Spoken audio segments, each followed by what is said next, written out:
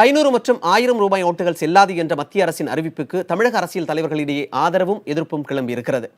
விடுதலை சிறுத்தைகள் கட்சியின் தலைவர் திருமாவளவன் வெளியிட்டிருக்கும் அறிக்கையில் கருப்பு பணத்தையும் கள்ள நோட்டுகளையும் ஒழிக்கும் நடவடிக்கை என பிரதமர் மோடி கூறுவது ஏமாற்று வேலை என்று விமர்சனம் செய்திருக்கிறார். இந்த பொருளாதார அவசர நிலை நெருக்கடி காலத்தை நினைவுபடுத்துவதாக குறிப்பிட்டுள்ள திருமாவளவன் எந்த நேரத்தில் அரசியல் அவசர நிலை பிறப்பிக்கப்படும் ஆபத்து இருப்பதாக எச்சரித்துள்ளார்.